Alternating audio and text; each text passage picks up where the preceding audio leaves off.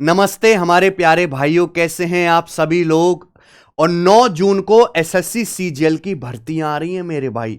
और एग्जाम में सीजीएल के 2 महीने से ज्यादा का टाइम नहीं बचा है अब। तो मेरे भाई इन 2 महीने में जितने ज्यादा मॉक टेस्ट हो सके उतने लगा डालो, प्रीवियस ईयर के भी और नए मॉक टेस्ट भी। तो मेरे दोस्त, हम अपनी एप्लीकेशन पर सीजीएल और सीटीएसएल के लिए हर Saturday Sunday all India live test free करवाते हैं। तो ये आज की इस वीडियो में, इस क्लास में हम 7 जून और 8 जून को 48 घंटे के लिए जो ऑलरेडी टेस्ट लाइव हो चुका है उसका मैथमेटिक्स वाले सेक्शन का पूरा सॉल्यूशन करेंगे। लेकिन मेरी आपसे रिक्वेस्ट है कि आप इस वीडियो को, इन सवालों के सॉल्यूशन को तभी देखना जब आप पहले पूरा फुल लेंथ टेस्ट अटेम्प्ट कर लो मेरे भाई। जितने देखिए सीरियस बच्चे हैं जो वाकई में मन से तैयारी कर रहे हैं, वो सभी के सभी हमारी एप्लीकेशन पर टेस्ट लगा रहे हैं। क्योंकि मेरे भाई नौकरी 15-20 हजार लोगों की लगनी है और एप्लीकेशन पर जो है हर हफ्ते लगभग 35 से 40 हजार के आसपास लाइव अटेम्प्ट आ रहा है। यानी कि ऑलरेडी सभी सिलेक्ट होने वाले जो फ्यूचर ऑफिसर हैं वो सब एप्लीकेशन पे हैं। तो आप जाना टेस्ट देंगे एप्लीकेशन पे मेरे भाई। यहां देखिए लाइव टेस्ट वाले सेक्शन में आपके पास लैपटॉप है तो और बढ़िया, वेबसाइट से कर सकते हो अटेम्प्ट। लाइव टेस्ट वाले सेक्शन पे क्लिक करिएगा। देखिए ये सीजीएल टीयर 1 का, देखो सीजीएल और सीटीएसएल दोनों का सेम पैटर्न है, सेम सिलेबस है, सब कुछ सेम है। तो सीजीएल और सीटीएसएल दोनों एग्जाम की तैयारी करने वाले बच्चे टेस्ट लगाएंगे। एनटीपीसी का एग्जाम अभी चल रहा है तो हमने एनटीपीसी का लाइव टेस्ट भी शेड्यूल कराया हुआ है। जैसे ही आप टेस्ट लगाओगे 1 घंटे के बाद आपको तुरंत एनालिसिस के लिए सभी क्वेश्चंस का सॉल्यूशन, आपकी रैंक, आपकी परसेंटाइल, आपका पूरा डैशबोर्ड, सब कुछ यहां पे आ जाएगा मेरे भाई। आपके मार्क्स वगैरह सब कुछ हो जाएगा विजिबल। ठीक है जी। और अभी तक जितने भी टेस्ट हुए हैं वो सारे के सारे मैं अपने चैनल पर सॉल्व कराए हैं। देखो ये all India live mock test पिछले वीक का भी है ना, और उससे लास्ट वीक का भी मैंने सारे के सारे सॉल्व कराए। हर हफ्ते हम ये टेस्ट करवाते हैं और सॉल्यूशन भी साथ साथ कराते हैं। तो आपको टेस्ट देना ही देना है मेरे भाई। ठीक है जी। तो शुरू करते हैं आज का ये लाइव मॉक टेस्ट का सॉल्यूशन। लेकिन पहला वेबसाइट से खुद अटेम्प्ट कर लें। आ जाइए पहले सवाल से। सवाल नंबर 1, एप्लीकेशन आप डाउनलोड कर लीजिए मेरे भाई। टेस्ट रैंकिंग एप्लीकेशन है। The length of diagonal of rhombus shaped field are 32 metre and 126 metre. Find the perimeter of field. बताइए बच्चे, आपके सामने पहला ही सवाल खुला ज्योमेट्री से मेरे दोस्त। एक रोम्बस है जिसके विकर्णों की लंबाई 32 और 126 है, उसका परिमाप क्या होगा। हालांकि डायग्राम की कोई जरूरत नहीं है पर मैं बता देता हूं डायग्राम भी इस तरीके से। देखो रोम्बस एक ऐसा पैरेललोग्राम है जिसकी चारों भुजाएं बराबर होती हैं। और ये जो रोम्बस के जो 2 डायगोनल हैं, ये दोनों डायगोनल एक दूसरे को बाइसेक्ट करते हैं बच्चों, आधा आधा करते हैं, आधा आधा, और 90 डिग्री पर काटते हैं, 90 डिग्री पर काटते हैं। ये रोम्बस की नियम है। सबसे पहले जहां पे 2 डायगोनल दे, एक डायगोनल 32 मीटर है तो हाफ हाफ हो जाएगा, 32 का आधा 16। अब दूसरा डायगोनल यहां पे 126 है तो 126 का आधा हो जाएगा बच्चों 63, 63। क्लियर है? आप बात समझ में आ गई? आप बोलोगे यस सर, ठीक है ना। तो ये 90 डिग्री है, 90 डिग्री पे काटते हैं रोम्बस के जो हैं विकर्ण। तो ये 16 है, 63 है, तो 90 डिग्री के सामने क्या आ जाएगा 65। कैसे? क्योंकि 16, 63, 65 पाइथागोरन ट्रिपलेट है, मुझे याद है मेरे भाई।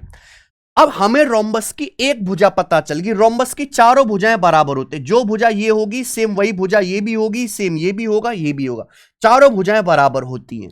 तो परिमाप आपसे पूछा है, एक साइड 65 है, चारों भुजाओं का योग तो 65 गुणा 4, ये बराबर आ जाएगा 260। Option number B. बहुत बेसिक सवाल था, सब बच्चे कर पाए हैं। आगे चले हम। ये देखिए सवाल है, जब 17 की पावर 19 प्लस 20 को 18 से डिवाइड किया जाता है तो रिमाइंडर क्या होगा। ठीक है, 17 की पावर 19 प्लस 20 को 18 से डिवाइड करते हैं। धीरे धीरे करेंगे, कोई जल्दबाजी नहीं है मेरे दोस्त। अब एक बात देखो, अलग अलग डिवाइड करो मेरे भाई। ये बीच में प्लस है ना, 17 को अगर मैं डिवाइड करूंगा 18 से, 17 को 18 से भाग दूंगा, एक कम है, एक -1 रिमाइंडर आएगा। 17 को 18 से भाग देंगे, लेकिन -1 की पावर 19 है, ऑड नंबर। -1 की पावर अगर ऑड नंबर करेंगे विषम संख्या, -1 ही आएगा। अब 20 है, अगर आप 20 को 18 से भाग देंगे तो 18 कम 18 रिमाइंडर 2 आएगा। ठीक है, बीच में प्लस है तो प्लस कर देंगे, -1 + 2 यानी कि 1। तो रिमाइंडर जो आ जाएगा मेरे प्यारे भाई वो 1 आएगा, और 1 इसका आंसर है, सी ऑप्शन करेक्ट है। आगे आ जाइए, सवाल नंबर 3। सवाल है, अगर sine theta plus cos theta √7/2 है तो tan square theta plus cot square theta का मान ज्ञात करें। बताइए जी, कौन करेगा? त्रिकोणमिति का सवाल है। हाँ जी, हमें साइन प्लस कॉस से tan square plus cot square में जाना है। देखिए छोड़ो, एक बात बताओ, tan theta plus cot theta तो निकाल सकते हो आसानी से। अरे भाई मेरे, ये tan प्लस कॉट के स्क्वायर से आ जाएगा, डायरेक्ट तो आएगा नहीं। tan theta plus cot theta होता है 1/sin theta into cos theta.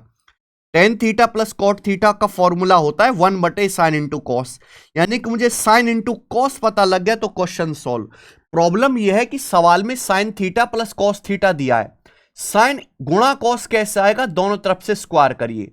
बच्चों अगर आप यहां दोनों तरफ से वर्ग करते हैं तो sine square theta plus cos square theta 1 + 2 sine theta cos theta बराबर √7/2 का स्क्वायर 7/4। ठीक है जी, तो 1 उधर जाएगा, 7/4 में से 1 घटाएंगे 3/4, 2 नीचे आएगा तो sine theta into cos theta आ जाएगा 3/8। शॉर्ट में लिखा करो, साइन की जगह s और कॉस की जगह c लिखा करो मेरे भाई। Sign theta into cos theta 3/8 आ गया। अगर साइन थीटा गुणा कॉस थीटा 3/8 है तो ये उल्टा है, 1/sin इंटू कॉस क्या आ जाएगा? उल्टा आ जाएगा 8/3। तो ये 8/3 आ गया भाई tan theta plus cot theta की वैल्यू। इतना भी सवाल बन सकता था कि आपसे पेपर में tan प्लस कॉट पूछा होता, पर मैंने एक लेवल आगे बढ़ा दिया, एक लेवल आगे बढ़ा दिया, आपसे पूछा tan square theta plus cot square theta. Power 1 से पावर 2 में जाना है, स्क्वायर ही तो करना है। अब ये सवाल अलजेब्रा का, अभी कॉट का मतलब क्या होता है? 1/tan, tan theta plus 1/tan theta बराबर 8/3, tan square theta plus 1/tan square theta पूछा है। अगर x प्लस 1/x k है तो x square plus 1/x square क्या आएगा बच्चों? k स्क्वायर -2, k स्क्वायर -2 यानी कि 8/3 का स्क्वायर -2 हो जाएगा। 64/9 में से 2 घटाओ तो 64 - 18 आएगा 46, 46/9 इस सवाल का आंसर है जी। ये करेक्ट उत्तर है। तो कौन सा ऑप्शन है? पहला। 9 पंजे 45, 1 46, 5 सही, 1/9 आंसर। बेहतरीन सवाल है मेरे भाई, जबरदस्त डाटा भी सेट किया है हमने।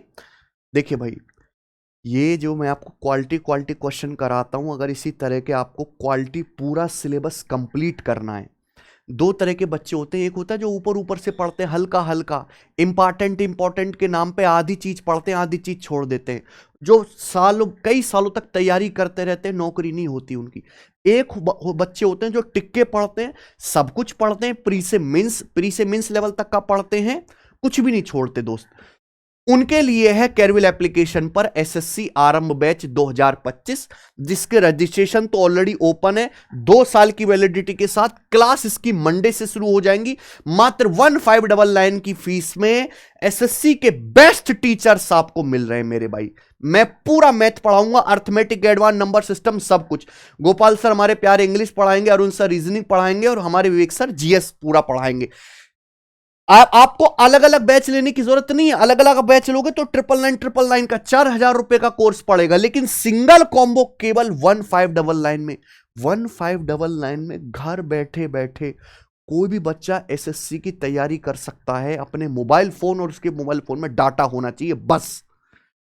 इससे सस्ती एजुकेशन कभी थी ही नहीं ना, इससे सस्ती अब फ्यूचर में हो सकती है, और क्वालिटी के साथ मेरे भाई। ठीक है, तो आप इस बैच में इनरोल करो अगर आपको 2026 में बढ़िया से तैयारी करके एसएससी का एग्जाम देना है। आ जाइए, सवाल नंबर है 4। बताओ, what the difference between the compound interest in compounded yearly and compounded half yearly for 18 months at 20% per annum on a sum of 12,000। बोला है अगर ब्याज की कैलकुलेशन एनुअली और हाफ ईयरली बेसिस पर की जाती है तो 20% की दर से, कितना मेरे भाई? 20% ब्याज की दर से 12,000 की राशि पर 18 महीने में सीआई के बीच डिफरेंस ज्ञात करो। यानी कि आपको दो केस दे दिए, दो केस दिए, आपको ब्याज का डिफरेंस बताना। ब्याज की दर है 20% पर एनम, प्रिंसिपल है 12,000, टाइम है 18 महीने। अगर ब्याज एनुअली कंपाउंड करते हो, सेमी एनुअली कंपाउंड करोगे तो कंपाउंड इंटरेस्ट का क्या डिफरेंस आएगा। देखो भाई, अगर आप ब्याज एनुअली कंपाउंड करोगे, वार्षिक संयोजित करोगे, तो क्या होगा मेरे भाई, समय 18 महीने हैं, तो 18 महीने का मतलब क्या होगा, एनुअली कंपाउंड करोगे एक साल में तो 12 महीने की साइकिल कंप्लीट हो जाएगी, 6 महीने की नहीं होगी। भाई एक साल में 20% ब्याज है तो 12 महीने में कितना होगा, 12 महीने मतलब एक साल 20%, 6 महीने में कितना ब्याज होगा, 10%। तो आपको जो ब्याज मिलेगा वो 20 और 10 का सक्सेसिव मिलेगा। 20 और 10 का सक्सेसिव आप दिमाग में कर सकते, 32% ऐसे, 20 प्लस 10 प्लस 20 गुणा 10/100, ये फॉर्मूला होता है मेरे भाई। तो कितना ब्याज आपको मिलेगा, 20 और 10 का फॉर्मूला लगा लीजिए, 0 0 कट गया भाई, ये 30 और 2 32% आपको सीआई मिलेगा। क्या बात समझे, अगर आप एनुअली कंपाउंड करोगे 18 महीने में। लेकिन अगर आप हाफ ईयरली कंपाउंड करोगे, सेमी एनुअली कंपाउंड करोगे, अर्धवार्षिक संयोजित करोगे, 18 महीने 6 महीने में कंपाउंड करोगे, तो 6 महीने की 3 साइकिल बन जाएंगी ना मेरे भाई, 6 महीने की 3 साइकिल बनेंगी, 6 महीना 6 महीना 6 महीना हो गया 18 महीना। ब्याज अगर एक साल में 20% है तो 6 महीने में कितना ब्याज होगा, 10%, 6 महीने में 10%, 6 महीने में 10%। तो आपको जो ब्याज मिलेगा बच्चों वो 10 10 10 का सक्सेसिव मिलेगा, 10 10 10 का सक्सेसिव 33.1% होता है, 33.1%। डाटा बहुत इजी था, मुझे ये कुछ भी लिखने की जरूरत नहीं थी, मैं दिमाग में कर सकता था अगर प्रैक्टिस होती। आपसे इनका डिफरेंस पूछा है तो 32% और 33.1 का डिफरेंस आएगा 1.1%, 1.1% का डिफरेंस आएगा मेरे भाई। कितने पर, 12,000 रुपए की धनराशि पर। तो 12,000 का 1.1% क्या होता है, परसेंटेज से 2 जीरो जाएगा, डेसिमल से 1 जीरो, 12 गुणा 11 132 रुपए, तो 132 रुपीज इस सवाल का आंसर है। ऑप्शन नंबर डी करेक्ट है, ट्री बना के भी आप कर सकते थे। सवाल नंबर 5 बताइए, किसी आर्टिकल को उसके सेलिंग प्राइस के 7/9वें भाग पर बेचते हैं तो 44% लॉस होता है। प्रॉफिट परसेंटेज क्या होगा जब उसी आर्टिकल को उसके सेलिंग प्राइस के 17/12वें भाग पर बेचा जाता है। करेंगे, बोलो। देखो मेरे भाई, प्रॉफिट या लॉस परसेंटेज मेरे भाई, लाभ परसेंट पूछा है ना, प्रॉफिट परसेंटेज हमेशा सीपी को बेस मान के निकाला जाता है। सीपी क्या होता है, 100%। 100% से कोई सामान जितना ज्यादा में बिकेगा वही लाभ होगा दोस्त।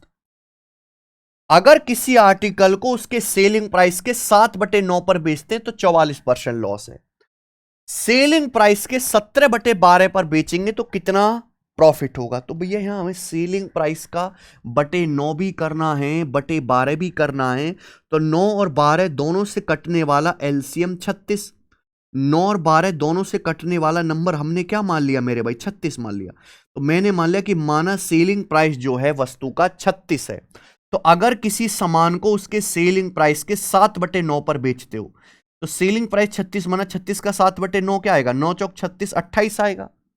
कितना आएगा मेरे भाई, 28। यानी कि जब आप सामान को 28 यूनिट में बेचते हो तो आपको 44% का नुकसान होता है, यही तो बोला लॉस होता है। 100% के सीपी पे 44% लॉस हुआ, बिका कितने में, 100 में से 44 घटाइए, 56% में बिका। अगर आप सामान को सेलिंग प्राइस के 17/12 में बेचोगे, सेलिंग प्राइस है 36, 36 के 17/12 में बेचोगे तो कितने बिकेगा, 12 तिया 36, 51 में कितने बेचेगा मेरे दोस्तों, 51 बिकेगा। तो 51 की वैल्यू मेरे दोस्तों कितने परसेंट के बराबर है बताइए। अगर 28 की वैल्यू 56% है दुगुना, तो 51 की वैल्यू भी दुगुना आएगी 102%। यानी कि अगर सामान को सेलिंग प्राइस के 17/12 में बेचोगे तो सामान 102% में बिकेगा। 100% के सीपी का सामान 102% में बिका, 100% के क्रिय मूल्य का सामान 102% में बिका, 2% एक्स्ट्रा में बिका, यही आपका लाभ होगा। 2% इसका आंसर है डी ऑप्शन। यह भी बहुत बढ़िया सवाल है। आगे आ जाएंगे, सवाल नंबर 6 करो बच्चों।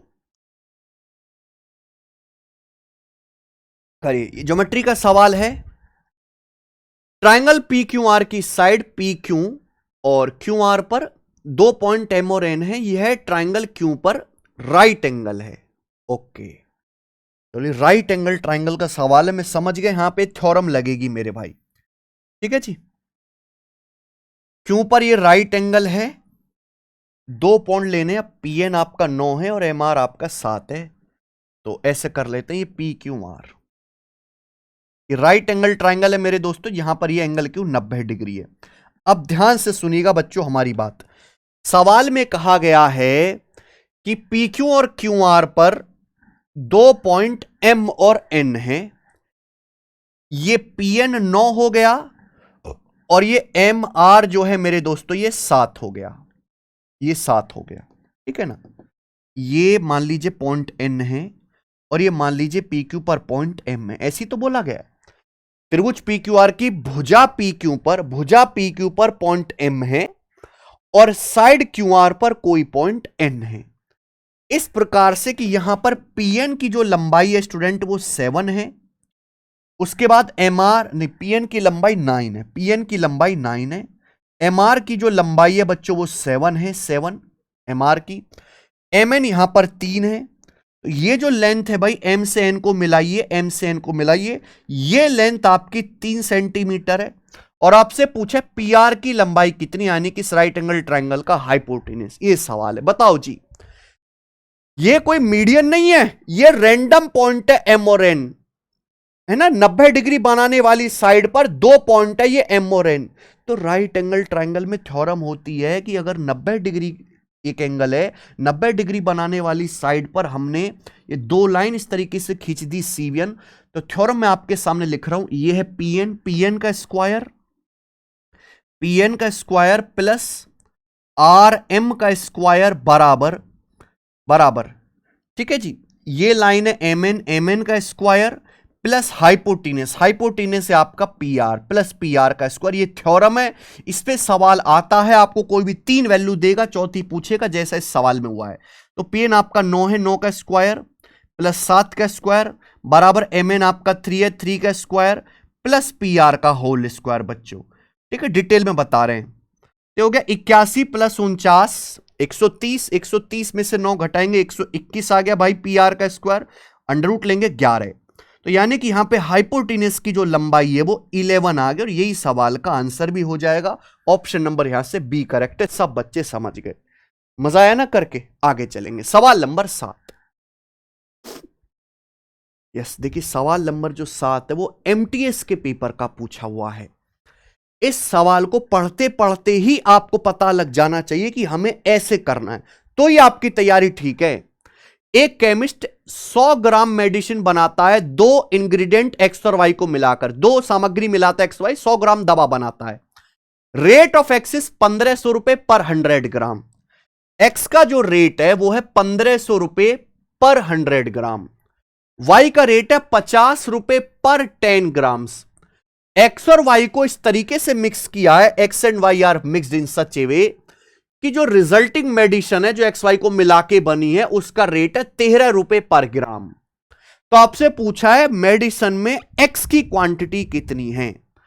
भैया हमने एक गोली बनाई, दवा बनाई, 2 जड़ी बूटियों को मिलाकर एक्स और वाई को एक मेडिसिन बना दी, तो रेट रुपीस पर ग्राम पे एलिगेशन लगाएंगे तो ग्राम यानी कि वजन का अनुपात आ जाएगा सीधा सीधा।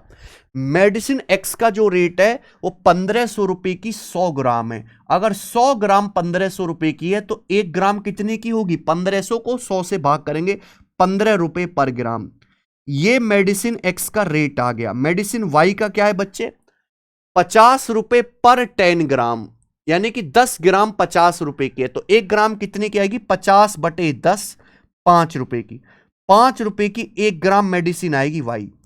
एक्स और वाई को मिला के हमने मेडिसिन तैयार की है, तो उसका रेट है 13 रुपए पर ग्राम। कितना है भैया, 13 रुपीस पर ग्राम। तो आप हमें यह बात बताइए कि एक्स वाई को अपन लोगों ने किस रेशियो में मिला होगा। 13 में से 5 घटाएंगे 8, 15 में से 13 घटाएंगे 2, 8/2 आ गया। कोई प्रॉब्लम, यानी कि 8-2 के रेशियो में मिलाया है। टोटल अगर ये 8 2 है तो टोटल कितना बनेगा 10, जबकि टोटल मेडिसिन आपने बनाई है 100 ग्राम, तो 10 की वैल्यू 100 ग्राम है 10 टाइम्स। पूछा है मेडिसिन में एक्स कितना है, तो एक्स है 8 यूनिट, तो 8 की वैल्यू भी दोस्तों 10 गुना आएगी 80 ग्राम। 80 ग्राम ही इस सवाल का आंसर था। इससे आसान सवाल नहीं हो सकता कोई आपके लिए। सी ऑप्शन कर लोगे ना। आ जाइए सवाल नंबर 8। बहुत बढ़िया कंपाइलेशन किया है ना। आप किसी लड़कों को बुला के अगर आप ऐसा टेस्ट बनवाओ नहीं बनवा पाएंगे, सिलेक्टेड बच्चे भी नहीं। जो मैं क्वालिटी बनाता हूं ना मॉक टेस्ट की, उसका कोई तोड़ नहीं है। एक एक सवाल करने में आपको आनंद आएगा, आपको दिमाग चलाना पड़ेगा, वेरिएशन आपको मिलेगा, प्रीवियस भी मिलेंगे, नए क्वेश्चन भी मिलेंगे, और इंपॉर्टेंट होगा मेरे भाई, फंसने लायक। अगर ये 6 अंकों की संख्या 7 11 13 से डिविजिबल है तो x plus Y minus Z का मान ज्ञात कीजिए। बताइए। देखो भाई, अगर कोई संख्या 7 11 13 से कट रही है तो संख्या 1001 से कटेगी। 7 गुणा 11 गुणा 13 1001 से कटेगी। और 6 अंकों की संख्या 7 11 13 से कट रही है तो वो संख्या हमेशा इस फॉर्मेट की होगी, एबीसी एबीसी, यानी कि जो शुरू के 3 डिजिट है वही लास्ट के 3 डिजिट होंगे। तो यहां पर मेरे भाई संख्या के स्टार्टिंग के 3 डिजिट और ये लास्ट के 3 डिजिट जो हैं ये सेम होने चाहिए, एबीसी एबीसी फॉर्मेट की होगी। तो अगर ये 5Z3 है तो लास्ट में भी 5Z3 आएगा मेरे भाई। अगर x 4y है, बीच में 4 आ रहा है, तो यहां भी 5 4 आना चाहिए बीच में, यानी कि z की जगह 4 आएगा। हो गया ना खेल खत्म। तो x plus Y minus Z, x 5 है, y 3 है और z आपका 4 है, तो 5 प्लस 3 8 माइनस 4 4। तो इस सवाल का आंसर स्टूडेंट 4 आ गया और बी ऑप्शन यहां पे ठीक है। आइए आगे सवाल है 9वां। 10 साल पहले सुनीता की उम्र उसकी बेटी तान्या से 3 गुना थी। ठीक है। 10 साल बाद सुनीता की उम्र तान्या से दुगनी होगी। उनकी प्रेजेंट एज का रेशियो क्या होगा? बहुत बढ़िया जी। देखो ये हम वर्तमान में अटके हुए हैं मेरे भाई। अगर हम प्रेजेंट से 10 साल पहले चले जाएं, 10 साल पहले, तो प्रेजेंट से 10 साल पहले सुनीता की एज उसकी बेटी तान्या से 3 गुना है।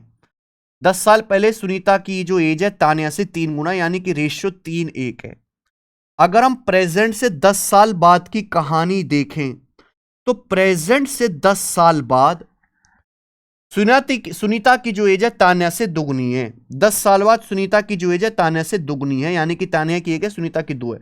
प्रेजेंट में एज का रेशियो क्या होगा? यही सवाल है। बताओ जरा कैसे करोगे आप? कतई भी मुश्किल नहीं है मेरे भाई। देखो सबसे पहले लॉजिक ये होना चाहिए कि मान लीजिए किसी की मदर की एज 5 साल बढ़ रही है तो उसकी बेटी की एज भी 5 साल बढ़ेगी, यानी कि एज का गैप सेम होना चाहिए।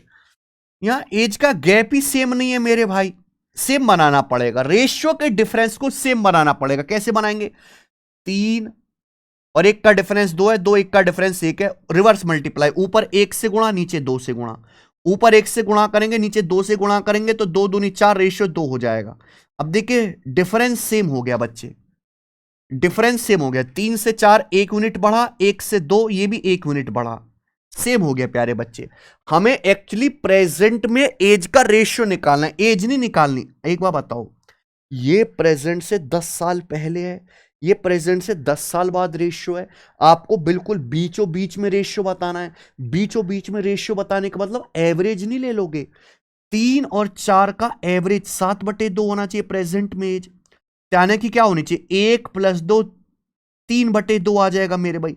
ये प्रेजेंट में एज का रेशियो होना चाहिए, 2 तो कट ही जाएगा, 7:3।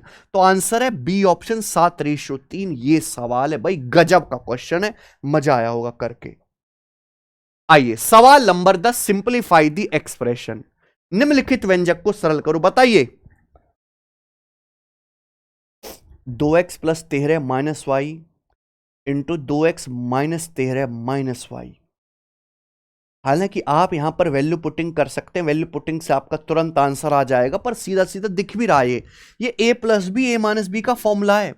देखो 2x - y, 2x - y दिखा है, 2x - y, और ये क्या है? ये +13 और ये -13। अलग करके दिखाता हूं। 2x - y दोनों में है, 2x - y 2x - y, ये हो गया +13 -13। तो a + b a - b नहीं बन गया, a² - b²। A square minus B square नहीं बनेगा? 2x माइनस वाई का होल स्क्वायर और माइनस 13 का whole square, 2x minus Y का होल स्क्वायर और माइनस 13 का होल स्क्वायर बन गया। बोलो, यानी कि माइनस का 169 आएगा। 2x माइनस वाई का स्क्वायर कहेगा 4x square plus Y square, 4x square plus Y square minus 4x Y, 4x square plus Y square plus 4x Y नहीं आएगा, माइनस 4x वाई आएगा। डी ऑप्शन आंसर है। ठीक है, तो बिना वैल्यू पुटिंग के ही सवाल एक स्टेप में हो रहा है। आगे आ जाइए मेरे भाई, सवाल है आपके सामने 11 और देखो ये क्वेश्चन हमने एनटीपीसी के जो है एग्जाम का डाला है आपके मॉक टेस्ट में, देखते हैं कितने बच्चे कर पाएंगे। और ऐसे ही क्वालिटी सवाल जो है आप अगर एप्लीकेशन पे जाओगे, प्रीवियस ईयर का तो सारा फ्री है, मॉक टेस्ट वाले सेक्शन में जाना आप लोग। सीजीएल के सारे प्रीवियस ईयर के टेस्ट फ्री हैं 2019 से लेकर 24 तक के। अब इतना टाइम भी नहीं है, आप डेली 3 मॉक टेस्ट भी लगाओ तो एग्जाम तक आप जो मैंने फ्री दे रखे ना टेस्ट, ये भी नहीं लगा पाओगे। लेकिन प्रीवियस ईयर के अलावा जो आपको नए टेस्ट है मेरे भाई, प्रैक्टिस बैच में आप जाइएगा, हमारी पूरी टेस्ट सीरीज है मेरे दोस्तों, जिसमें न्यू टेस्ट है 30 जो ऑलरेडी सिलेक्टेड बच्चों ने बनाए हैं, जिनकी अंडर 500 रैंक है, टॉपर्स ने बनाए। हाँ, मैथ्स वाला सेक्शन मैंने तैयार किया है एप्लीकेशन पर और इनका वीडियो सॉल्यूशन भी मैंने कराया है। तो आप एक टेस्ट सीरीज ज्वाइन कर सकते हैं, सीजीएल 2025 पावर प्रैक्टिस के नाम से टेस्ट सीरीज है हमारी। ठीक हो कि अब एग्जाम में लास्ट टाइम में करना क्या है, रिवीजन और टेस्ट सीरीज। पढ़ने का टाइम थोड़ना है, अब पढ़ना था पढ़ लिए बेटा, 2 महीने बाद पेपर है सीजीएल का। जो अभी भी पढ़ रहा है वो 2026 के लिए पढ़े, 25 के लिए नहीं। 11वां सवाल करो।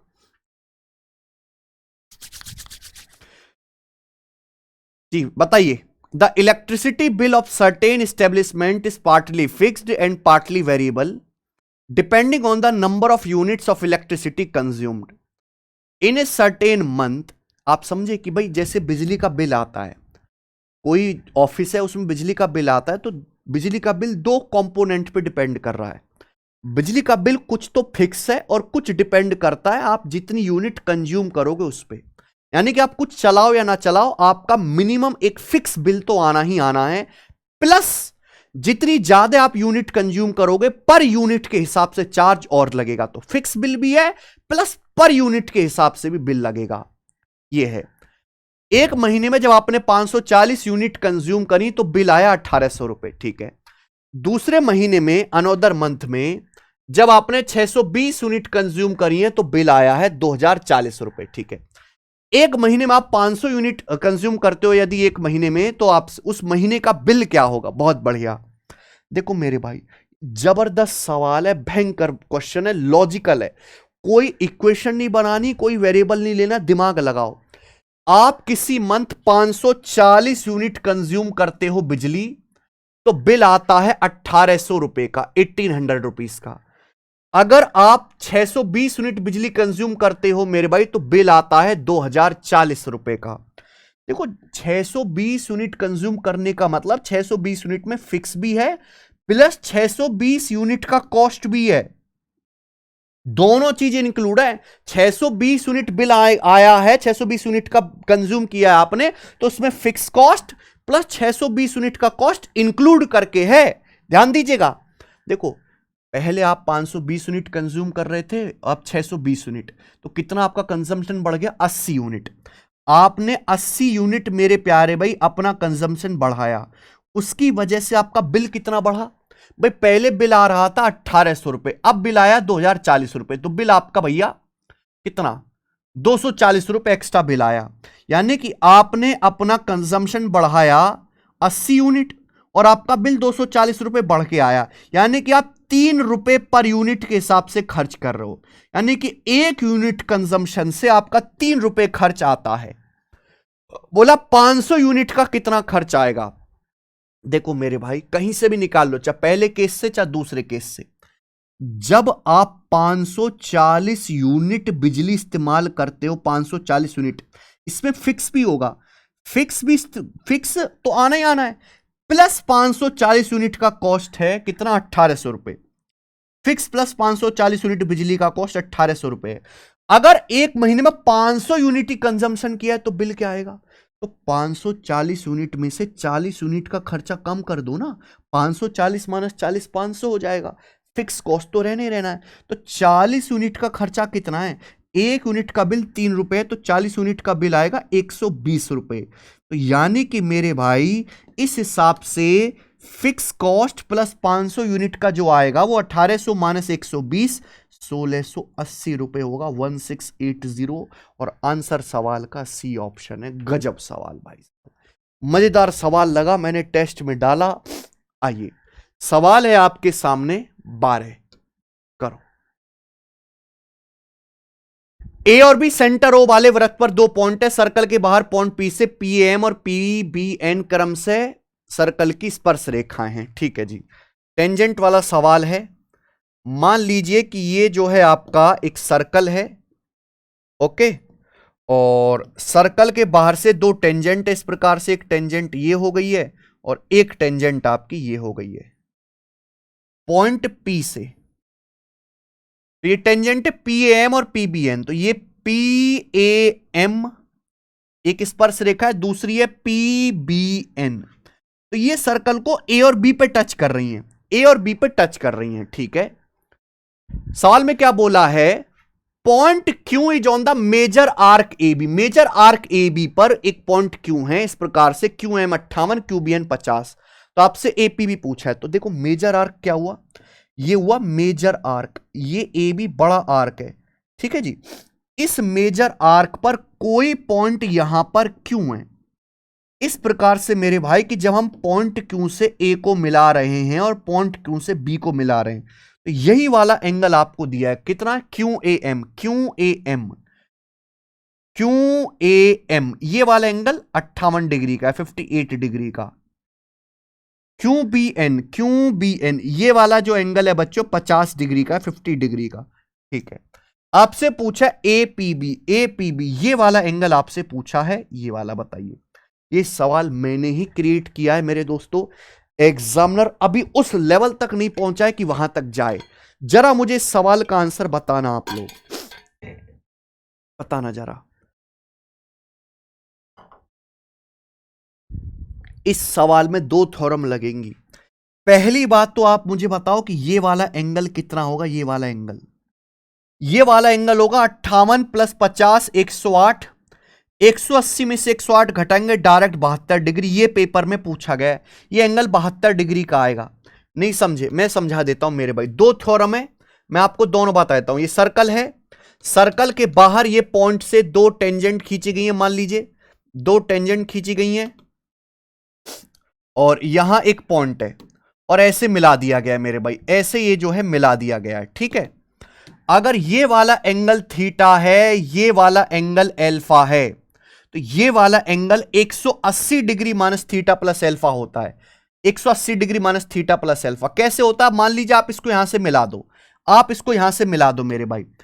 अब ये टेंजेंट है, कॉर्ड है, टेंजेंट कॉर्ड के बीच में ये थीटा, तो अल्टरनेट सेगमेंट में ये थीटा, ये आपकी जो है मेरे भाई टेंजेंट लाइन है, ये आपकी कॉर्ड है, ये एल्फा, तो ये एल्फा, ये थीटा, ये अल्फा, ये कितना बचेगा, ये बचेगा 180 degree minus theta, 180 degree minus theta plus alpha, ये आ जाएगा भाई। ठीक है, तो ध्यान रखिएगा मेरे दोस्तों, ये आपको ध्यान रखना है। एक थ्योरम तो आपकी ये है, समझ में ही बात, आप बोलोगे यस सर बिल्कुल से, अगर ये थीटा है अल्फा तो ये 180 degree minus theta plus alpha. दूसरी थ्योरम ये होती है कि भाई ये वाला एंगल अगर थीटा है तो आपने टेंजेंट लाइन खींची है, तो ये मेजर सेगमेंट में जो एंगल बनेगा, मेजर सेगमेंट में ये वाला जो एंगल होगा ये 90 डिग्री माइनस थीटा बटे 2 होगा, 90 डिग्री माइनस थीटा बटे 2, 90 डिग्री माइनस थीटा, क्योंकि ये मेरे दोस्तों यहां सेंटर है। अगर आप सेंटर को मिलाओगे तो ये 90 डिग्री, ये 90 डिग्री, 90 90 180, ये थीटा, ये 180 डिग्री माइनस थीटा। अगर ये 180 डिग्री माइनस थीटा है सेंटर पे, तो आधा होगा सरकमफ्रेंस पे 180 डिग्री माइनस थीटा का आधा, 90 डिग्री माइनस थीटा बटे 2। तो बेसिकली 2 थ्योरम को मिक्स कर दिया मैंने सवाल में। ये 58 50, तो ये एंगल कितना आएगा, 58 प्लस 50 108, 180 में से 108 घटाएंगे 72 डिग्री। ये आपसे पूछा है भाई, अगर ये थीटा है तो 90 माइनस थीटा बटे 2 है, तो क्या आएगा थीटा का मान बेटा, यहां से 90 माइनस 72 18, 18 दूनी 36, थीटा का मान 36 डिग्री आएगा, ये आंसर है। अगर आपको थ्योरम पता है तो ये सवाल 3 से 4 सेकंड का है, केवल उससे ज्यादा का सवाल है ही नहीं, मात्र 3-4 सेकंड का है। आगे आ जाइए। नेक्स्ट सवाल नंबर 13, कोई रेलगाड़ी 72 किलोमीटर पर आवर की स्पीड से चलती है तो 15 मिनट देरी से पहुंचती है, जब 90 की स्पीड से चलती है तो 5 मिनट देरी से पहुंचती है। Correct time to cover the journey, journey cover करने का सही टाइम क्या है? बहुत बेहतरीन क्वेश्चन मेरे भाई। देखो दोस्त, अगर कोई रेलगाड़ी 72 किलोमीटर पर आवर की स्पीड से चलती है तो 15 मिनट देरी से पहुंचती है, 15 मिनट देरी से। पर जब यही रेलगाड़ी 90 किलोमीटर पर आवर की स्पीड से चलती है तो 5 मिनट की देरी से पहुंचती है। दोनों केस में देरी हो रही है। पूछा यात्रा तय करने का सही टाइम क्या है? आप मेरे भाई सेम ही डेस्टिनेशन पर जा रहे हो, 72 की स्पीड से चलोगे 15 मिनट लेट, 90 की स्पीड से चलोगे तो 5 मिनट लेट होगे। तो जर्नी आप सेम कवर कर रहे हो, सेम डिस्टेंस जा रहे हो। अगर डिस्टेंस सेम कवर कर रहे हो और सेम जर्नी है तो स्पीड टाइम का रेशियो उल्टा होगा मेरे भाई। स्पीड मेरे दोस्तों 72 से 90 होगी। स्पीड का रेशियो क्या है? 18 चौक 72, 18 पंजे 90, 18 चौक 72, 18 पंजे 90, 4 5। तो लगने वाले टाइम का रेशियो रिवर्स होगा, 5:4। ये टाइम का रेशियो होगा। आप टाइम का डिफरेंस आसानी से बता सकते हैं। टाइम का डिफरेंस कितना होगा? 1 यूनिट। जबकि टाइम का डिफरेंस है कितना? जब 72 की स्पीड से चलते हो तो 15 मिनट लेट है, जब 90 की स्पीड से चलते हो तो 5 मिनट लेट है। तो टाइम में डिफरेंस है 15 और 5 10 मिनट का। तो 1 यूनिट की वैल्यू मेरे प्यारे भाई यहां पे 10 मिनट है। तो चाहे पहले केस से कर लो चाहे दूसरे केस से, 1 की वैल्यू 10 मिनट है तो 5 की वैल्यू आ जाएगी स्टूडेंट 50 मिनट। तो हम ये कह सकते हैं भाई कि जब आप 72 किलोमीटर पर आवर की चाल से चलते हो तो आप 50 मिनट में डेस्टिनेशन पर पहुंचते हो। कितने मिनट में? जब 72 की स्पीड से चलते हो तो 50 मिनट में डेस्टिनेशन पर पहुंचते हो, लेकिन 15 मिनट लेट होते हो। 15 मिनट लेट हो रहे हो। तो सही टाइम क्या है पहुंचने का? 50 मिनट से 15 मिनट पहले पहुंचना चाहिए, यानी कि 35 मिनट। जर्नी कवर करने का जो सही टाइम होगा बिना किसी देरी के, वो 35 मिनट होगा। यह आंसर है। समझ में आया होगा। आगे चलेंगे। सवाल नंबर 14, sec theta into 1 plus sine बटे कॉस प्लस कॉस बटे 1 plus sine minus 2 tan square theta किसके बराबर है? देखते ही पता चल गया मेरे भाई, वैल्यू पुटिंग है। हालांकि इसको सॉल्व भी कर सकते हैं, पर थीटा 0 से तुरंत हो रहा है। वैल्यू पुटिंग कर लो अपनी मर्जी से, डायरेक्ट आंसर है क्योंकि आंसर फिक्स है। थीटा का मान 0 रख लो। साइन 0 0 होता है, कॉस 0 1, साइन 0 0 होता है, साइन 0 0 होता है, टेन 0 0 होता है, कॉस 0 होता है 1, सेक 0 1। तो सेक 0 1 हो गया, गुणा कॉस 0 1 हो गया 1 बटे 1 1, कॉस 0 1 हो गया 1 बटे 1 1। तो 1 गुणा 2 2। इस सवाल का आंसर आ गया सी ऑप्शन। ठीक है जी, आगे आ जाइए। सवाल नंबर है 15। बताओ जी क्या उत्तर है इस सवाल का?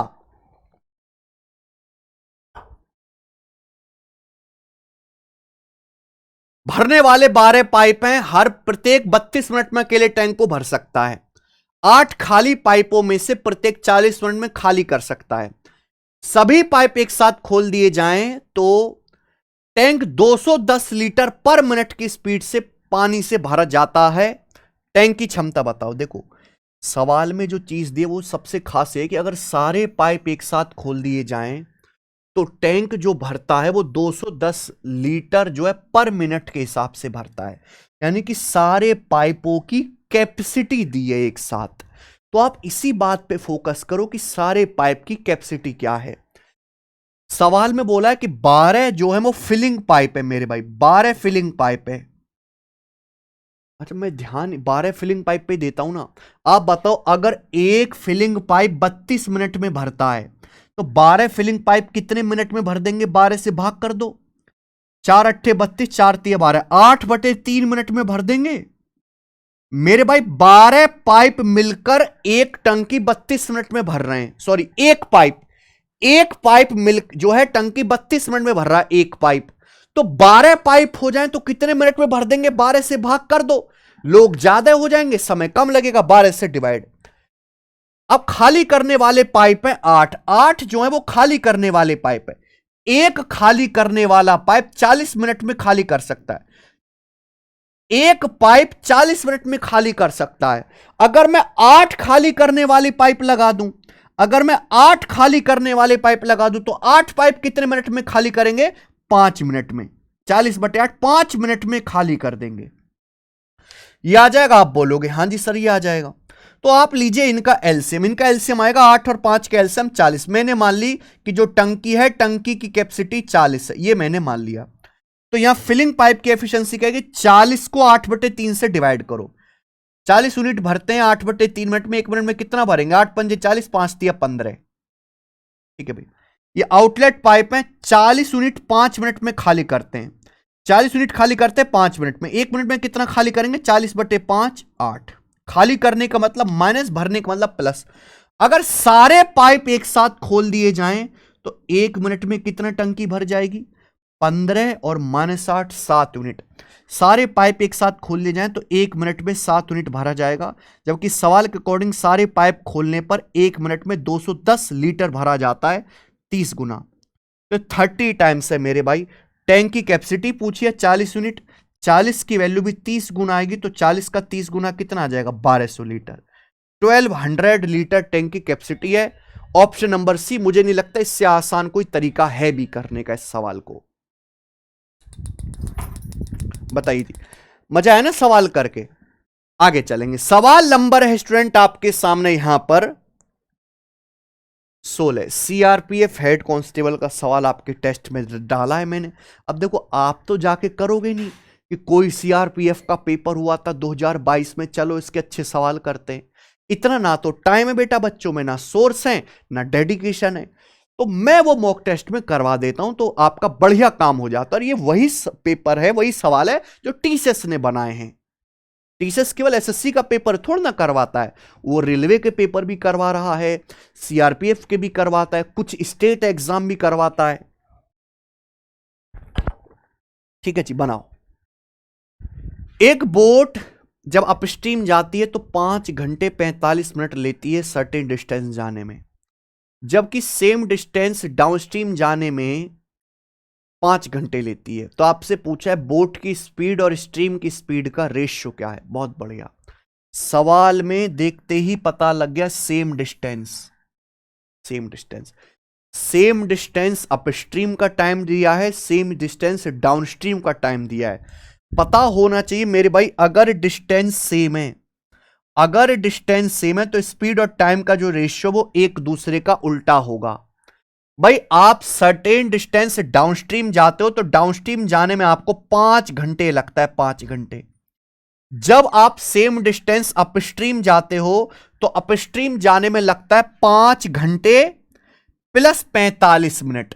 45 मिनट का मतलब है, आवर में बदलूंगा तो 45/60 आवर, 15 तिया 45, 15 चौका 60, यानी कि 5 चौक 20 और 3 23/4 आवर। 5 घंटे 45 मिनट का मतलब 23/4 आवर। बोलो हां कि ना? तो यानी कि जब आप सर्टेन डिस्टेंस डाउनस्ट्रीम जाते हो और अपस्ट्रीम जाते हो, जो टाइम लगता है वो 5 घंटे और 23/4 घंटे। तो लगने वाले टाइम का रेशियो क्या है? टाइम का रेशियो क्या है भैया? 4 पंजे 20, ये 4 ऊपर पहुंच जाएगा बेटा, 4 पंजे 20/30, ये टाइम का रेशियो है, समय का अनुपात है। यानी कि डाउनस्ट्रीम में और अपस्ट्रीम में सेम डिस्टेंस जब आप जाते हो तो सेम डिस्टेंस जाने में जो समय लगता है उस समय का रेशियो 20/23 है। आपको पता है आप डिस्टेंस तो सेम जा रहे हो, तो जो डिस्टेंस अगर सेम है तो टाइम और स्पीड का रेशियो उल्टा होगा। अगर समय का रेशियो 20:23 है तो डाउनस्ट्रीम अपस्ट्रीम की स्पीड का रेशियो रिवर्स होगा, 23/20। 20 डाउनस्ट्रीम और अपस्ट्रीम की स्पीड का रेशियो उल्टा आ जाएगा ना, 23/20। ये आ गया मेरे भाई 23/20। बस हो गया सॉल्व। पूछा है नाव की गति, धारा की गति, एक्स से वाई का रेशियो आपसे पूछा है, तो सीधा है एक्स से वाई का रेशियो D+U/D-U, D+U/D-U, 23+20/23-20, यानी क्या आएगा 43/3। 43:3 आंसर है, ए ऑप्शन करेक्ट है। खेल खत्म, आगे आ जाइए बच्चे। सवाल नंबर 17 करो।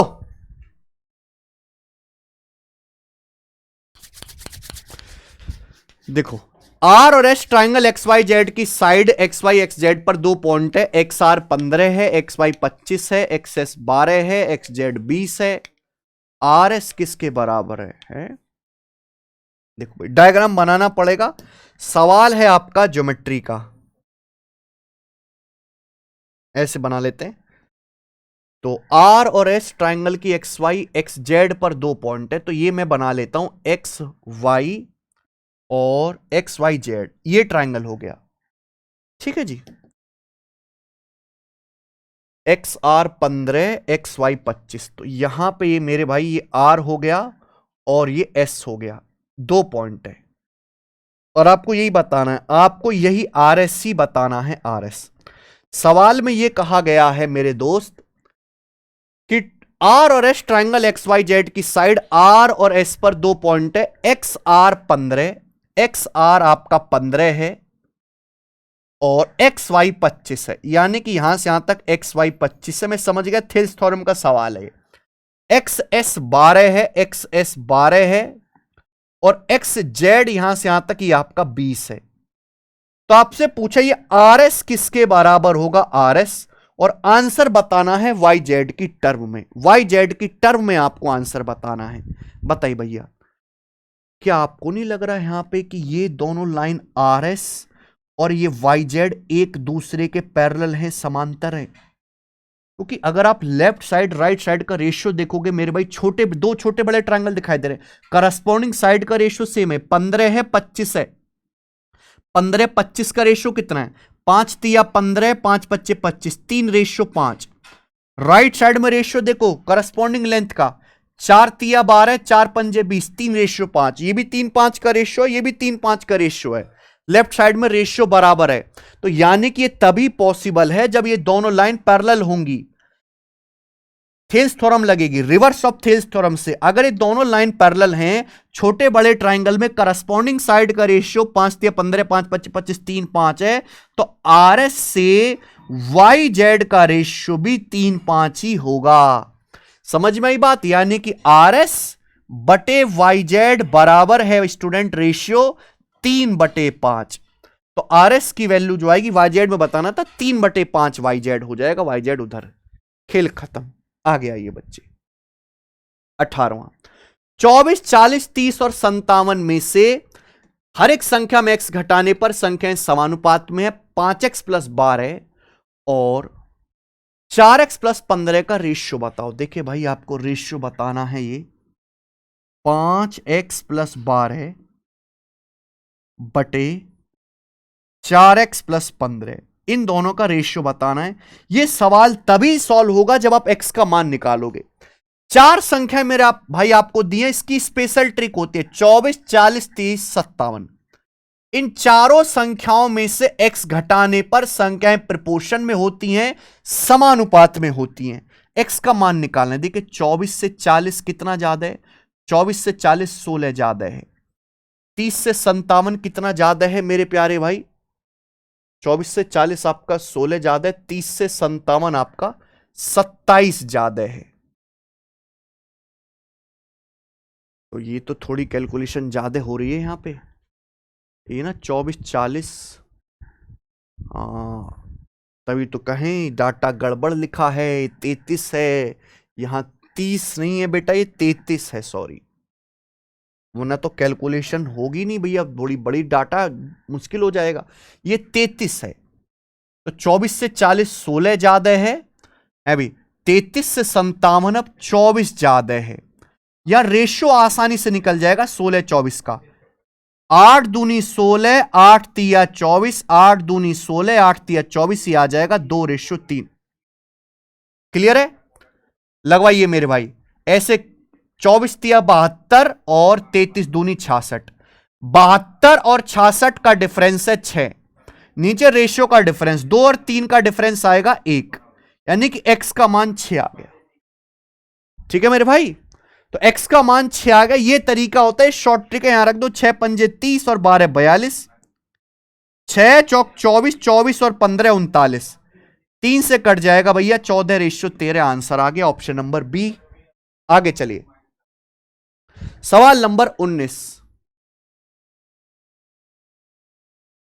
ठीक है भाई, प्लेस ए और बी 45 किलोमीटर दूरी पर एक दूसरे से, एक car start from place A and other car start from place B at same time. यानी कि ए और बी से दो कार स्टार्ट होते सेम टाइम पर। If they move in same direction, अगर वो सेम डायरेक्शन में चलती हैं, दे मीट इन 4.5 आवर्स, तो 4.5 घंटे में मिलती हैं अगर सेम डायरेक्शन में चलती हैं। ठीक है। And if they move towards each other, अगर वो एक दूसरे की ओर चलती है तो 27 मिनट्स में मिलती हैं।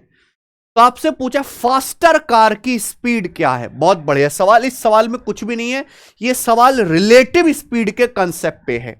मान लीजिए 2 पॉइंट ए और बी से कार चलती है, उनकी स्पीड है S1 और S2, और S1 कार की स्पीड फास्ट है S2 से। भाई अगर वो सेम डायरेक्शन में चल रही है तो रिलेटिव स्पीड होगी S1 माइनस S2, और रिलेटिव स्पीड बराबर डिस्टेंस बटे टाइम। दोनों कार के बीच की डिस्टेंस 45 किलोमीटर है, क्योंकि ए और बी से चल रही है, उनके बीच की दूरी 45 किलोमीटर है, बटे टाइम। टाइम कितना लगता है? 4.5 घंटे, 4.5 आवर, यानी कि 4.5 घंटे। तो ये आ जाएगा 10, 45 बटे 4.5, 10। If they move towards each other, अगर वो एक दूसरे की ओर चलेंगी कार, यानी कि सेम अपोजिट डायरेक्शन में चलेंगी, तो अपोजिट डायरेक्शन में रिलेटिव स्पीड होगी S1 प्लस S2, और रिलेटिव स्पीड बराबर डिस्टेंस 45 किलोमीटर। मिलने में कितना टाइम लगता है? 27 मिनट। अच्छा, अगर स्पीड किलोमीटर में तो टाइम भी आवर में होना चाहिए। 27 मिनट को आवर में बदलना पड़ेगा, तो 60 से डिवाइड करेंगे। 9 पंजे 45, 9 तिया 27, 3 से 60, 20 बार जाएगा, 20 ऊपर, 20 पंजे 100। S1 प्लस S2 100 आ गया।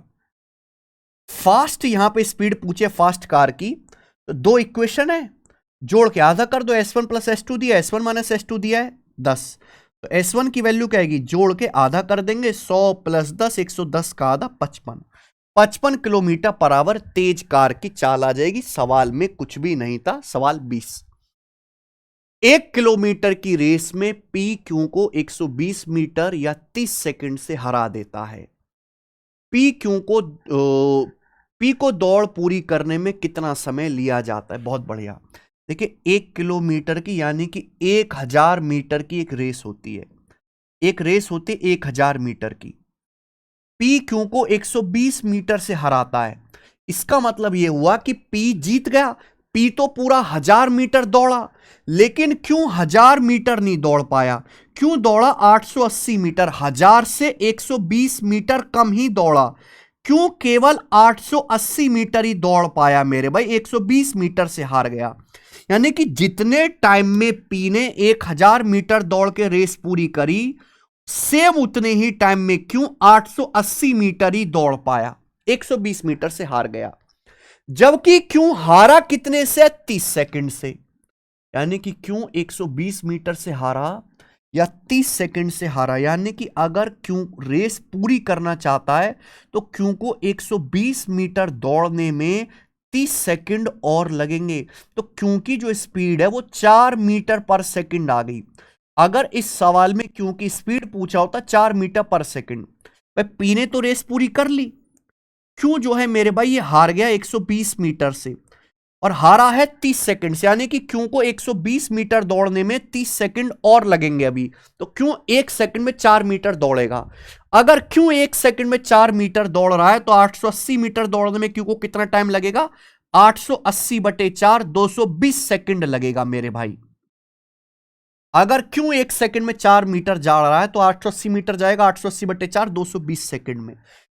अब मेरे भाई जितने टाइम में क्यों 880 मीटर गया है, उतने ही टाइम में पी ने पूरी रेस खत्म करी 1000 मीटर की। यानी कि पी 1000 मीटर दौड़ेगा 220 सेकंड में, और ये आंसर हो जाएगा ए ऑप्शन। खेल खत्म। आपसे यहां पर पी की स्पीड भी पूछी जा सकती है। अगला सवाल करेंगे 21वां। अगला सवाल है एवरेज का। 28 संख्याओं का एवरेज 77 है। पहली 14 संख्याओं का 74, लास्ट की 15 संख्याओं का 84 है। 14वीं संख्या को हटा दिया जाए तो शेष संख्याओं को औसत ज्ञात करें। भाई ये एक वायरल क्वेश्चन है एवरेज चैप्टर से। मान लीजिए कि आपके पास टोटल 28 नंबर है और इन 28 नंबर्स का एवरेज आपको दिया हुआ है 77। यहां तो कोई परेशानी, जिसमें से फर्स्ट 14 पहली 14 संख्याओं का जो एवरेज है मेरे भाई वो 74 है, 74। ठीक। और लास्ट की जो 15 संख्याएं 28 संख्याओं में जो लास्ट की 15 संख्याएं हैं उनका एवरेज 84 है। ये बात भी ठीक है। बोला अगर 14th नंबर को हटा दिया जाए तो रिमेनिंग संख्याओं का औसत क्या होगा। अगर मुझे क्वेश्चन सॉल्व करना है तो पहले आप मुझे बताओ कि 14th नंबर ही आपका क्या होगा। सवाल को पढ़ते पढ़ते पता लगे कि ये ओवरलैपिंग वाला क्वेश्चन है। जैसे ये 14 और 15 29 संख्याएं हो रही हैं, 14 संख्या और ये लास्ट की 15 संख्या 29 संख्या हो रही हैं, लेकिन संख्याएं हैं कुल कितनी 28 है ना। यानी कि ये जो संख्या है 14वीं संख्या है 2 बार रिपीट हो रही है। फर्स्ट 14 नंबर में भी आ रही है, लास्ट के 15 नंबर में भी आ रही है, 2 बार रिपीट हो रही है। तो ओवरलैपिंग वाला सवाल है। अगर मान लीजिए आपसे ये पूछा होता कि 14वीं संख्या क्या है तो आप कैसे करते। पहली 28 टोटल 28 संख्याएं हैं, टोटल 28 संख्याएं और 28 संख्याओं का एवरेज 77 है। तो मैंने मान लिया 14वीं जो संख्या है वो भी 77 है, 14वीं संख्या भी 77 है। ठीक है जी, आप बोलोगे हाँ जी सर।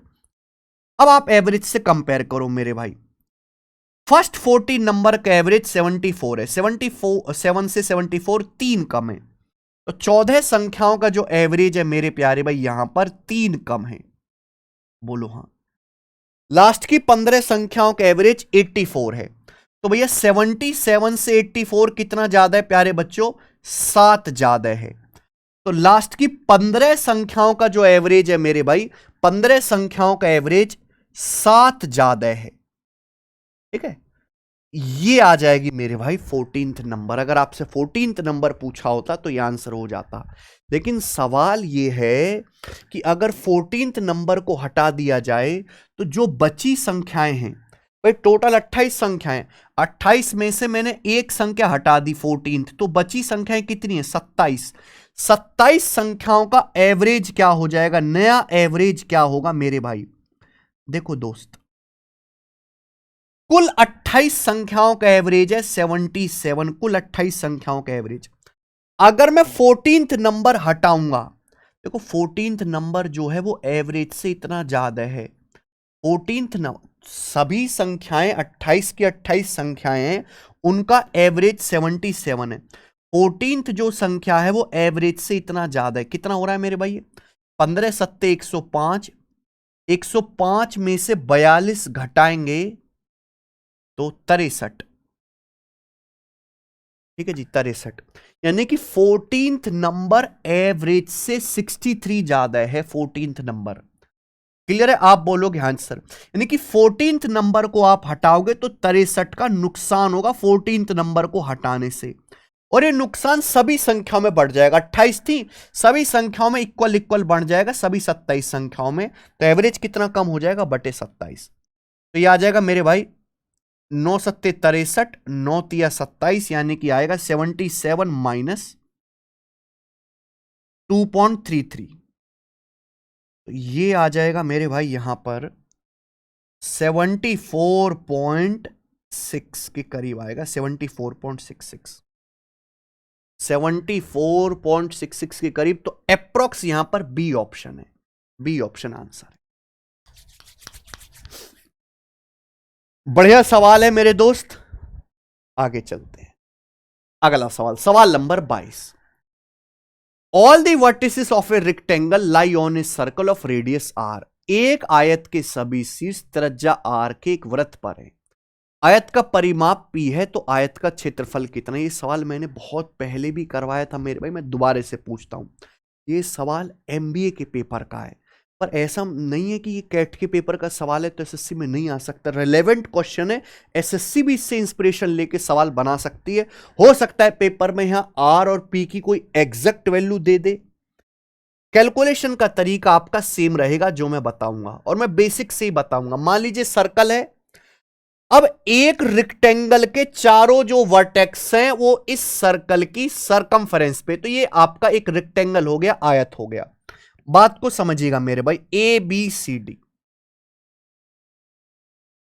ए बी सी डी, क्या आप हमारी बात को समझे? All the vertices of a rectangle lie on a circle of radius R, तो सारे जो वर्टेक्स हैं इस रेक्टेंगल के सर्कल की जो है मेरे भाई सर्कल पर है, सर्कल की रेडियस आर है, रेक्टेंगल का पेरीमीटर पी है, एरिया पूछा है। आप मुझे बताओ ये क्या है? ये इस रेक्टेंगल का डायगोनल है। डायगोनल समझने वाली बात है, जो इस रेक्टेंगल का डायगोनल है वही सर्कल का डायमीटर भी है। ये लाइन सर्कल का डायमीटर भी है। पता है क्यों? कि ये वाला एंगल 90 डिग्री का होगा और ये वाला जो एंगल है ये भी 90 डिग्री का होगा, और 90 डिग्री बनता है सेमी सर्कल में, अर्धवृत्त में। ये सेमी सर्कल है, सेमी सर्कल में 90 डिग्री बन रहा है।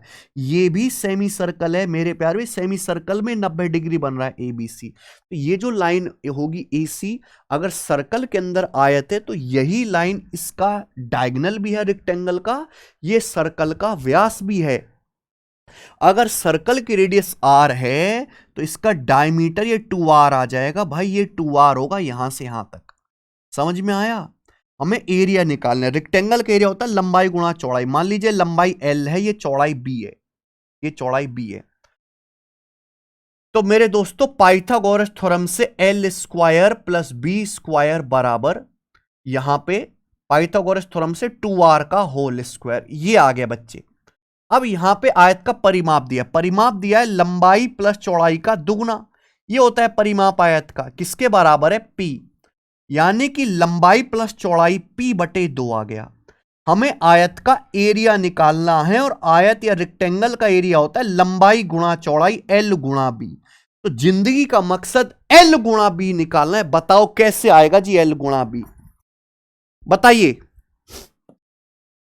देखो दोस्त, ये l प्लस बी है, ये l square plus B square. अगर मैं इसका स्क्वायर कर दूं, अगर मैं इसका स्क्वायर करता हूं तो ये आएगा, क्योंकि l प्लस बी का स्क्वायर होता है l square plus B square plus 2lb बराबर p बटे 2 का होल स्क्वायर, यानी कि p स्क्वायर बटे 4। हमारी बात को समझे भाई? ये चीज तो मुझे ऑलरेडी पता ही है, l square plus B square, ये चीज तो मुझे पता ही है। l square plus B square क्या है? 2r का होल स्क्वायर, यानी कि 4r square, 4 capital R square. तो 2lb, ये जो है 4r स्क्वायर उधर चला जाएगा, तो 2lb बराबर हो गया भाई p स्क्वायर बटे 4 माइनस 4 कैपिटल R स्क्वायर। में lb निकालना है तो 2 से डिवाइड कर देंगे मेरे भाई, है ना। ये 2 जो है, इस 2 को आप राइट साइड में ले जाएंगे, डिवाइड कर दो तो आएगा p स्क्वायर बटे 8 माइनस 4r स्क्वायर को 2 से भाग करेंगे 2r स्क्वायर, तो p square by 8 minus 2r square. Answer आ गया ऑप्शन नंबर बी, ये है। हालांकि आप इस सवाल को वैल्यू पुटिंग से भी कर सकते हैं, शिफ्टिंग से भी आप ये सवाल कर सकते हैं, पर मैंने वो मेथड बताया नहीं कि अगर पेपर में एग्जैक्ट वैल्यू आ गई तो आपको यही अप्रोच लेनी पड़ेगी, फिर वहां कुछ काम नहीं आएगा। ठीक है, अगला सवाल लेते हैं मेरे भाई, सवाल नंबर 23। 50 और 76 के बीच आने वाली अभाज्य संख्याओं का औसत बताओ। 50 और 76 के बीच जो प्राइम नंबर आते हैं उनका एवरेज। तो 50 76 के बीच कौन कौन से प्राइम नंबर है भाई? 53, 59, ये तो याद ही होंगे ना आपको, प्राइम नंबर 1 से लेकर 100 तक प्राइम नंबर फटाक से याद होने चाहिए। 53, 59, 61, 67, उसके बाद 71, 73, 79, वो जाना नहीं, इन्हीं के बीच में रहना। तो ये 6 प्राइम नंबर आ गए, इनका एवरेज निकालना। एवरेज कैसे निकालेंगे? इनको जोड़ो, 6 से भाग कर दो, लेकिन उससे आसान तरीका है मेरे भाई डेविएशन मेथड से। आप कोई भी नंबर मान लीजिए मेरे भाई अपनी मर्जी से, जैसे यहां पे सारे नंबर 60 के करीब हैं, अब 60 मान लो एवरेज, 60 मान लो या 65 मान लो, 65 थोड़ा ज्यादा आसान रहेगा। मैंने अपनी मर्जी से एवरेज को 65 मान लिया। 65 से कंपेयर करो, 65 से 53 12 कम है, 65 से 59 6 कम है, 65 से 61 4 कम है, ये 2 ज्यादा है। 65 से 71 6 ज्यादा है। 65 से 73 8 ज्यादा है।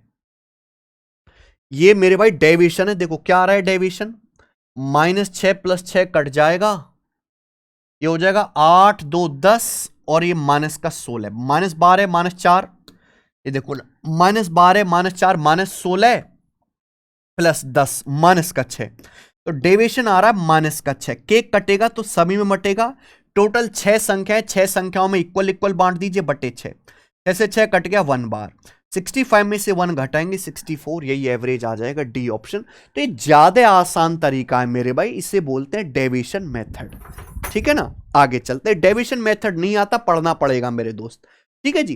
देखो बहुत सारे बच्चे ऐसे हैं जो कम टाइम में सिलेबस पूरा करना चाहते हैं कि सर हमें लाइव क्लास नहीं चाहिए, हम 7-8 महीने नहीं, हम एक दिन में 3-3 4-4 लेक्चर देखकर रिकॉर्डेड क्लास से जल्दी निपटाना चाहते हैं, पर हमें पढ़ना आपसे ही क्योंकि आप पूरा पढ़ाते हो। तो वो बच्चे परेशान ना हो, वो हमारा रिकॉर्डेड बैच ले सकते हो मेरे भाई। इस बैच की भी वैलिडिटी 2 साल है और इसकी भी रजिस्ट्रेशन हमने कैरविल एप्लीकेशन पर चालू कर रखे। ये आपको 999 की फीस में मिलेगा।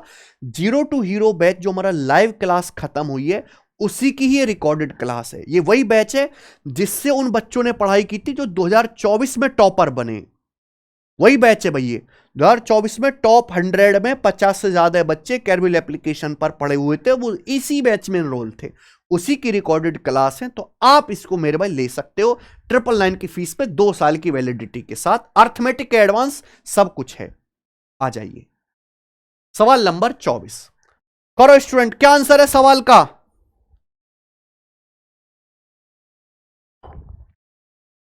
ये सवाल है यहां पर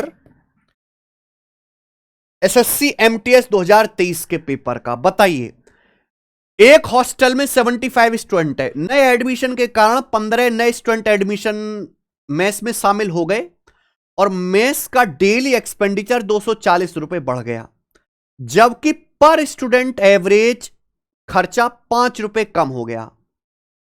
What was the original expenditure of mess? Mess का ओरिजिनल एक्सपेंडिचर क्या था? बहुत बढ़िया। देखिए मेरे भाई, एक हॉस्टल में कितने स्टूडेंट हैं? 75 स्टूडेंट। एक हॉस्टल में 75 स्टूडेंट है। मैंने मान लिया कि उनका जो एवरेज खर्चा है वो x रुपए है। मैंने मान लिया कि जो उनका एवरेज खर्चा है वो x रुपए पर हेड है, ये मैंने मान लिया। तो अब बताओ सवाल में पूछा क्या है? Original expenditure of mess, mess का ओरिजिनल खर्चा। एक हॉस्टल में 75 बच्चे पढ़ रहे हैं, एक बच्चे का एवरेज खर्चा x रुपए है, तो ओरिजिनल एक्सपेंडिचर क्या आएगा? 75 गुणा x रुपए। अब हुआ क्या मेरे भाई, 15 स्टूडेंट नए आ गए, 75 से 15 स्टूडेंट नए आ गए, स्टूडेंट हो गए 90। लेकिन अब जो है पर स्टूडेंट एवरेज खर्चा 5 रुपए कम हो गया, यानी कि अब जो पर स्टूडेंट खर्चा हो रहा है वो x - 5 रुपए हो रहा है मेरे भाई। क्योंकि भैया ज्यादा स्टूडेंट होंगे तो दाल में पानी मिला देंगे, पतली दाल कर देंगे, रोटी जो है बेकार सी बनाएंगे, तो क्या होगा? पर स्टूडेंट एवरेज कॉस्ट कम हो जाएगा। लेकिन सवाल में बोला है मेस का जो डेली खर्चा है वो 240 रुपए बढ़ गया। आप मुझे बताओ मेस का खर्चा पहले कितना था? पहले 75 स्टूडेंट थे, एवरेज कॉस्ट था x रुपए, तो पहले खर्चा था 75 गुणा x। लेकिन अब जो है स्टूडेंट 90 हो गए और एवरेज खर्चा है x - 5। 90 स्टूडेंट में एक स्टूडेंट का खर्चा x - 5 है, तो टोटल कितना होगा? 90 गुणा x - 5। तो अब जो हॉस्टल का खर्चा है वो ये है, पहले खर्चा ये था मेरे भाई।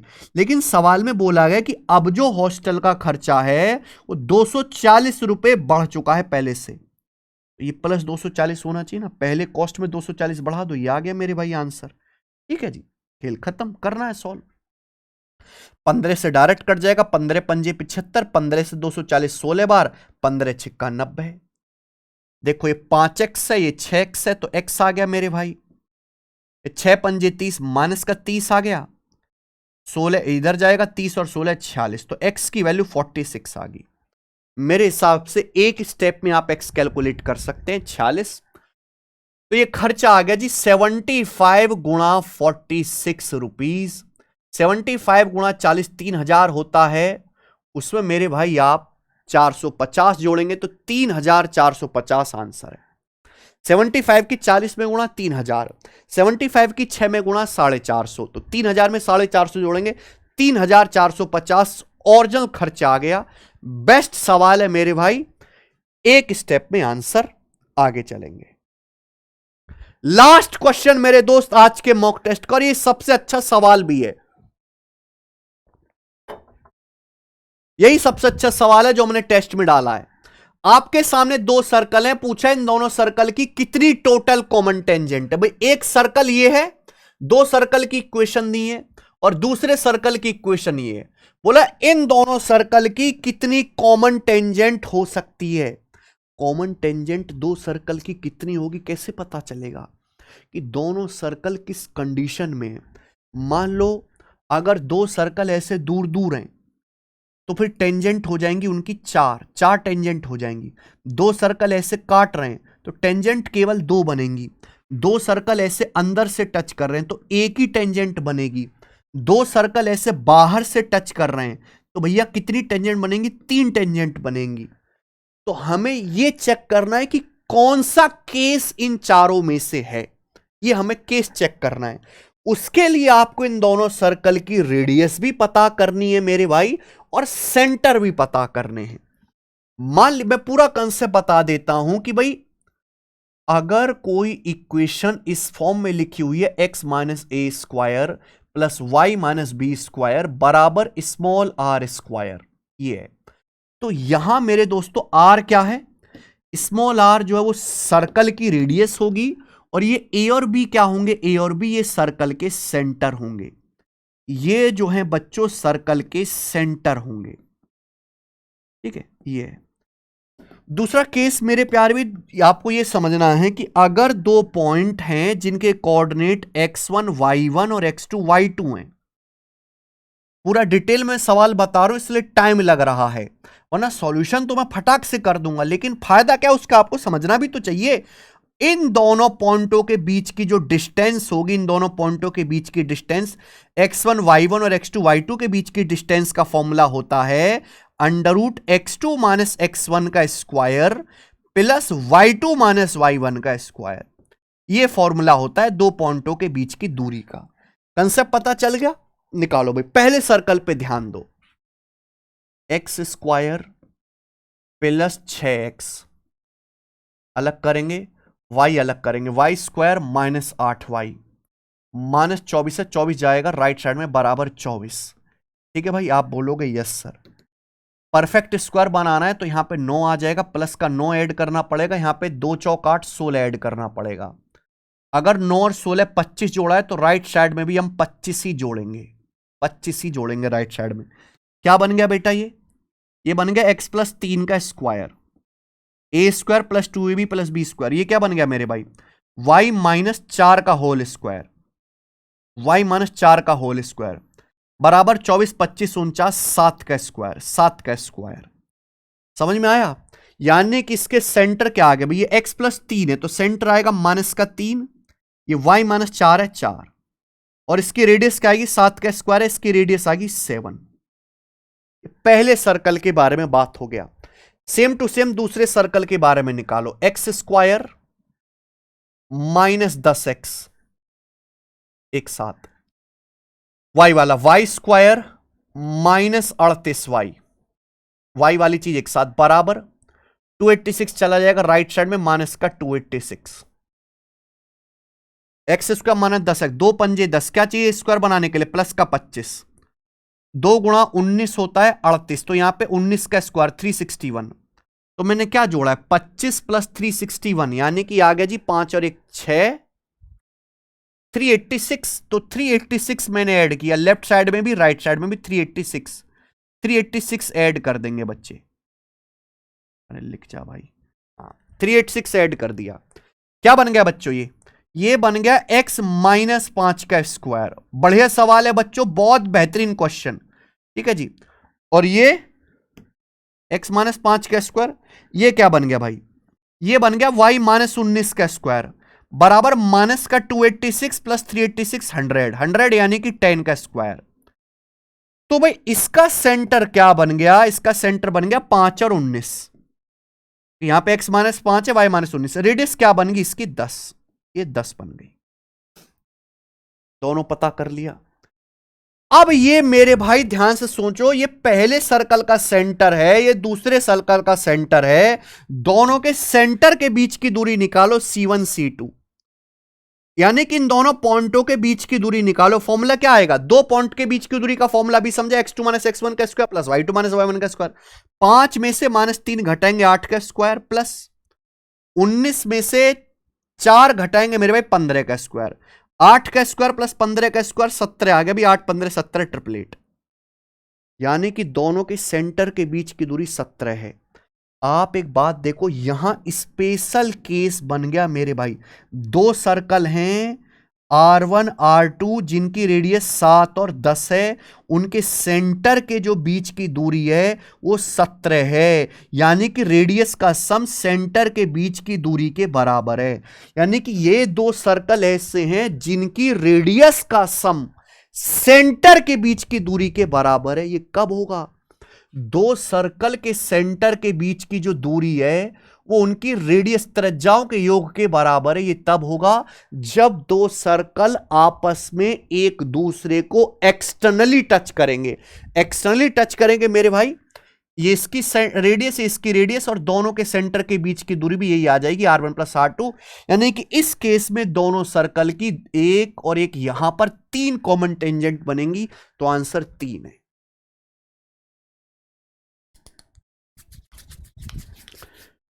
एक नंबर सवाल है मेरे भाई, इससे बेहतरीन सवाल नहीं हो सकता कोई। अगर आपको मजा आया है इस सवाल को करने में और आपने बहुत कुछ सीखा है इस सवाल से, आपने बहुत कुछ सीखा होगा। देखो भाई, है ना, ये कंसेप्ट इस सवाल में आया, ये कंसेप्ट इस सवाल में आया, ये कंसेप्ट इस सवाल में आया, R1 + R2 = C1 + C2। 5-6 concept को मिला के बना। मुश्किल नहीं है मेरे दोस्तों, सवाल टफ नहीं है, टाइम लगेगा बस।